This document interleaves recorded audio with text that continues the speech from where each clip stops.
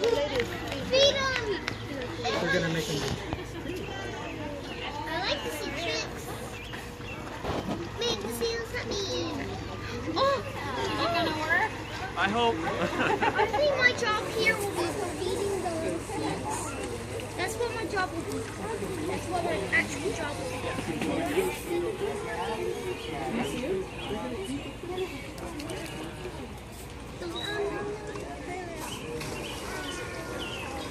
Oh, look at that one! Look at that! Oh, that was big.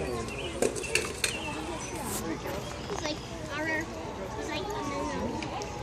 That's good. All right. Well, good morning, everyone, and welcome to our Sea Lion Sound landing pool. My name is Val. I'm in the blue shirt in the middle of the exhibit here. I'll be talking you through what we're doing out here today, as well as introducing everyone to you shortly.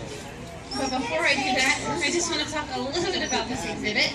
Now, the pool you see before you is holding just under 190,000 gallons of salt water, and it does vary in depth. Over by the window, the underwater viewing window, it's about 11 feet deep down there, and over to my left it does zero out in some of those rocky areas.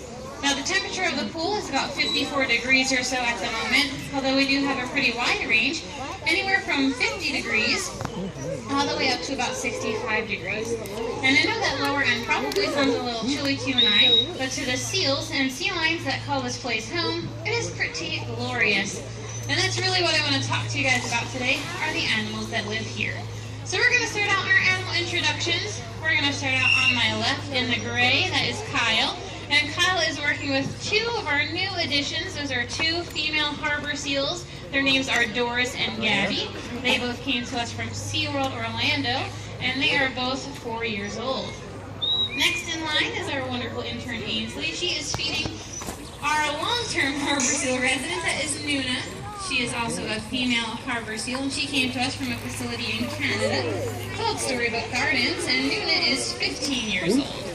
Over here with me, so excited to be here, is Boulder. Boulder is a 7-year-old male California sea lion, and Boulder, along with the rest of the sea lions out here, all came to us from SeaWorld San Antonio. Next in line, and also in blue, is April, and April is working with a dancing fool. That there is Mia. Mia is a 3-year-old female, and some of you out there may actually know Mia. If you have ever played with a sea lion at the window or in our tunnel, 9 times out of 10, it is little Miss Mia. She loves to play down there. And last but certainly not least, that very talented trainer working 2 large sea lions with very large heavy buckets, that is Katie. Up with her now, she is working with Lou, a 10-year-old male California sea lion, and across from her on that high part of the rock is Nipper. Nipper is a 12-year-old male California sea lion. Now, it's really nice that we have our harbor seals out here living with sea lions, because lots of people tend to confuse these two species. It's understandable. They come from the same group of animals called pinnipeds, or fin-footed mammals, but there are several differences. And personally, I would say one of the easiest ways to tell a sea lion apart from a seal is to check out the sides of their heads. You'll see that our sea lions all have small external ear flaps behind each eye. Now, seals, on the other hand, do not have these ear flaps. Seals just have a small opening for an ear. Another difference is found in their front flippers.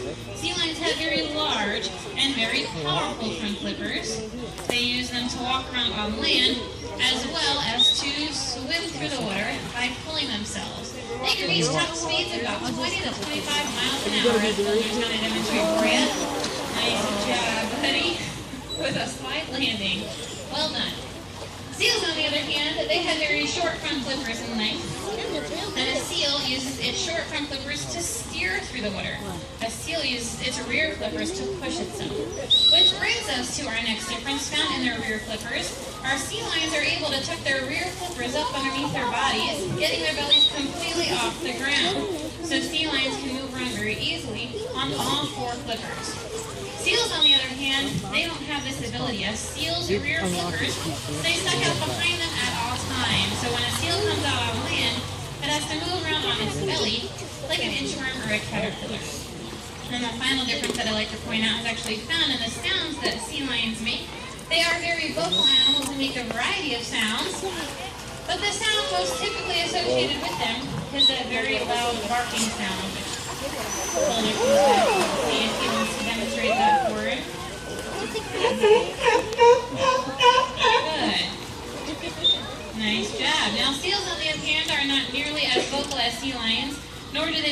barking sound, but when a seal does vocalize, it sounds more like a snorting or a grunting sound. So now that you know some of those differences, hopefully you'll have an easier time telling seals and sea lions apart for I'm yourself. gonna try to take a Now I'm really just going to quickly check in with the rest of my trainers out here. How you guys doing on your food? Did you say low? Alright, it sounds like we are starting to get a little bit low out here. We want to try to end all of our animals around the same time. That way they don't feel the need to compete with one another for food or attention. And once we do end our session, we will be exiting the exhibit fairly quickly after that. But I may have time for a couple of questions out there. So if you guys have any questions, feel free to shout them out, and I will do my best to answer them.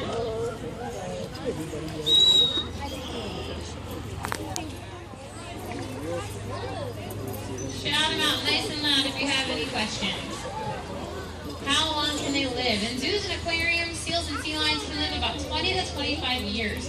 Out in the wild, it's a little bit less than that, about 15 to 20 years. What's this blue thing? Great question. This is actually called a target pole. It's one of the first things that we train our animals to do. They're trained to touch and hold their noses to that buoy. From there, they can hold that position. They can learn to follow it around. And that's how we get all sorts of things like spins and circles, the lay down. They can learn to target different parts of their bodies like their flippers. That's how we get waves and salutes and even that dance. And awesome from that target behavior. So this is a target pole. It's a very useful training tool. How do we train them to do the things in the water? Same basic thing, so they learn to go into the water. They can learn to target in the water. And then they can learn to target different parts of their bodies in the water. That's how we get a shark. Good. So the same training that we apply on land kind of continues into the water. We have different size target poles if we need it. How did they do this? We need a longer one. Alright, well I know I'm pretty low here. I think we're probably going to be wrapping up our session. So I hope you guys enjoyed watching our feeding and training session out here. Hopefully you learned a little something. And enjoy the rest of your day here at the St. Louis Zoo. If you haven't gotten your sea lion fix, we do have 2 more feeds out here at 1:45 and 3:30. And also 2 shows over in our sea lion arena at 1 o'clock and 3 o'clock. So thanks again for joining us and enjoy your day here at the St. Louis Zoo.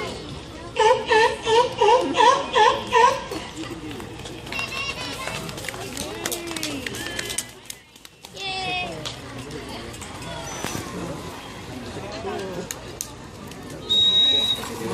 That was amazing. So pretty.